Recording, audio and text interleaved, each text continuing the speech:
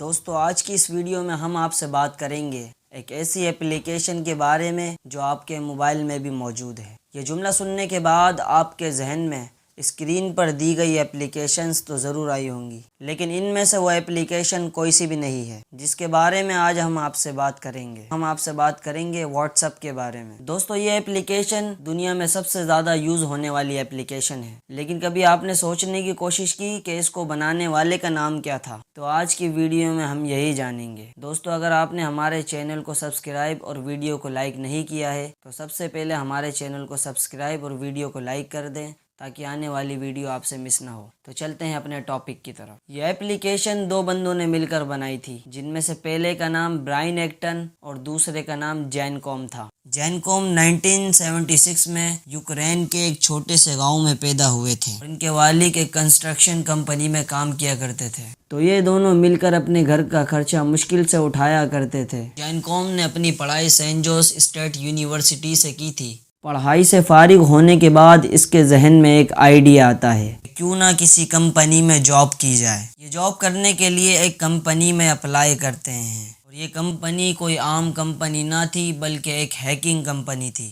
Time اس company میں کام کرنے کے بعد کمپیوٹر اور اس سے جڑی ساری چیزوں کے بارے میں نالج حاصل کرنے کے بعد اس کمپنی کو یہ الوداع کہہ دیتے ہیں۔ انہوں نے یہ کمپنی چھوڑنے کے بعد یاہو کمپنی میں کام کرنا شروع کر دیا۔ وہاں پر ان کو ایک لڑکا دکھائی دیا جس کا نام تھا برائن ایکٹن۔ برائن ایکٹن نے اس کو پہلی نظر میں ہی پہچان لیا تھا کہ یہ بہت ٹیلنٹڈ آدمی ہے۔ یہ دونوں کمپنی میں ملاقات کرتے، ایک دوسرے سے بات کرتے اور اب ان کی ملاقات ایک دوستی میں بدل گئی تھی۔ دوستو یاہو کمپنی میں ان دونوں نے 10 سال کام کیا۔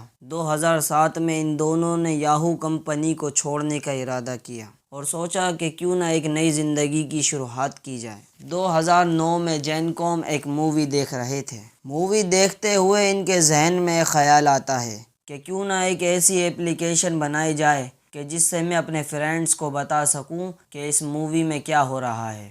جین کوم نے اس مووی کو پورا دیکھنے کے بعد یہ آئیڈیا برائن ایکٹن کو دیا۔ برائن ایکٹن نے جب یہ بات سنی تو کہا کہ یہ کام تو بہت مشکل ہے، ہم دونوں کیسے کر پائیں گے؟ لیکن جین کوم کے بار بار کہنے پر وہ اس اپلیکیشن کو بنانے کے لیے تیار ہو گئے۔ تھوڑے سال ہی میں ان دونوں نے اس اپلیکیشن کو تیار کر ڈالا۔ دوستو یہ بات تو آپ کو معلوم ہی ہوگی کہ کوئی کام شروع کرنے سے پہلے پرابلمز تو بہت آتی ہیں، لیکن اگر کام اور بھی زیادہ بڑا ہو تو پرابلمز بھی اور زیادہ بڑی آتی ہیں۔ اسی طرح کی پرابلمز واٹس ایپ کو بنانے میں ان دونوں کو پیش آئی تھیں۔ ان دونوں نے مل کر یہ اپلیکیشن تو تیار کر دی تھی، لیکن ان دونوں کے پاس جتنے پیسے تھے اس اپلیکیشن کو بنانے میں لگ گئے تھے اور اب اس اپلیکیشن کو چلانے کے لیے ان کے پاس 1 روپے کی رقم نہ تھی۔ جب بھی اس اپلیکیشن میں کوئی نیا یوزر ایڈ ہوتا، اس یوزر کو ایڈ کرنے کے لیے چارج چاہیے ہوتا تھا۔ دوستو واٹس ایپ کو چلاتے چلاتے اب ان کے ذہن میں ایک بات آ رہی تھی کہ اب یہ واٹس ایپ ہم سے نہیں چل پائے گا،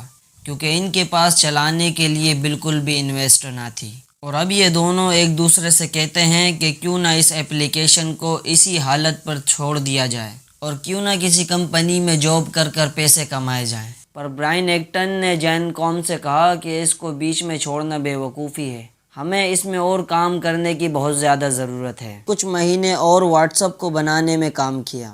کام کرتے کرتے ان دونوں کے بینک اکاؤنٹ خالی ہو گئے تھے اور اب دونوں کو کسی نوکری کی تلاش تھی۔ برائن ایکٹن اور جین کوم نے واٹس ایپ کو چھوڑ کر سوچا کہ کیوں نہ فیس بک اور ٹویٹر میں جا کر کام کیا جائے۔ تو جب ان دونوں نے ٹویٹر اور فیس بک کے ہیڈ کوارٹر میں جا کر بات کی تو ان دونوں کو وہاں سے ریجیکشن مل گئی۔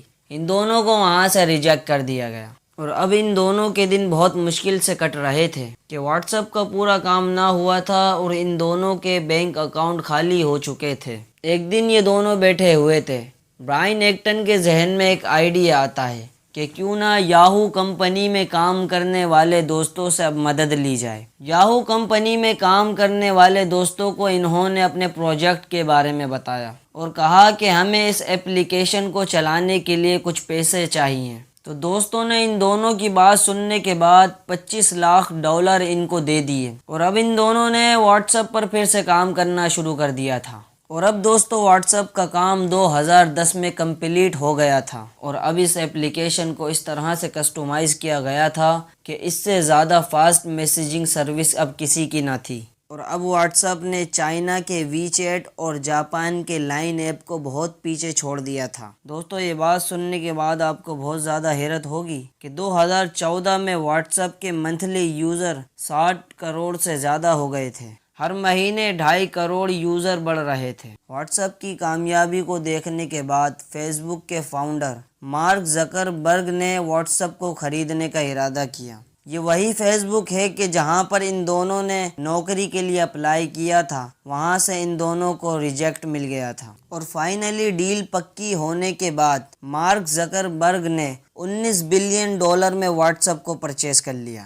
دوستو 2016 کی رپورٹ کے مطابق ان کے اکاؤنٹ میں $8.5 بلین جمع ہو چکے تھے۔ دوستو یہ تھی آج کی ہماری واٹس ایپ کی کہانی، جس میں آپ نے جانا کہ ایک چھوٹا سا آئیڈیا کس طرح سے ایک دنیا کی پاپولر میسیجنگ ایپ بنانے میں کامیاب ہو گیا، اور ان کے فاؤنڈر یعنی بنانے والے کو زیرو سے ہیرو بنا دیا۔